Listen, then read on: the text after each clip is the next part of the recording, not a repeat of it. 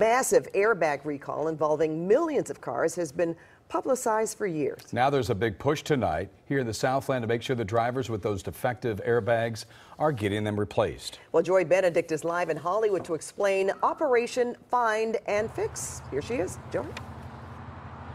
That's right, Pat. The thing about this airbag recall is these airbags weren't bad when they are installed. They have deteriorated over time, especially in hot climates like ours. We're talking about everything from Fords to Ferraris, older models and newer ones. I just checked the list. I have a 2014 Jeep Wrangler, and it's on it.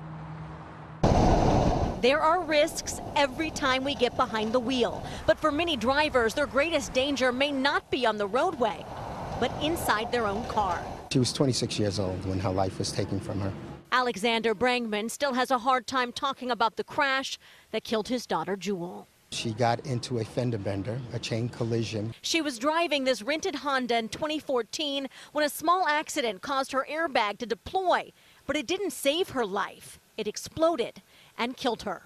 The shrapnel in her airbag cut her carotid artery and she lost 9 pints of blood. That car was part of a recall that still affects 34 million vehicles on the road equipped with defective Takata airbags, ticking time bombs that have killed 15 people in recent years and injured thousands more. Safety is our mission. Which is why the U.S. Department of Transportation is starting a new campaign to get these cars fixed. We can't make consumers take their cars in for repair, but their lives depend on their doing so.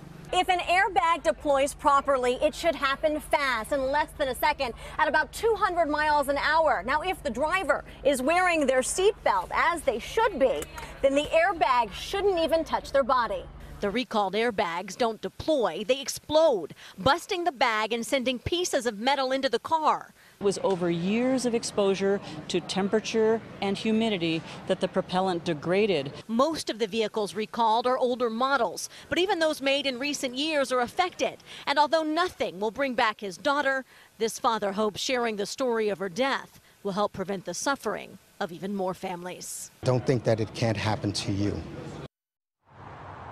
And that is the point of this campaign, to make sure that everyone checks their vehicle, their loved ones, their neighbors, whomever you need to. But there are two vehicles in particular I want to mention. They are the 2006 Ford Ranger and the 2006 Mazda B-Series pickup truck. Both of them are under what you're called a do not drive recall, meaning they're going to send a tow truck to your house to pick up that truck and drive it to the dealership, because that's how concerned they are about those airbags exploding. Guys.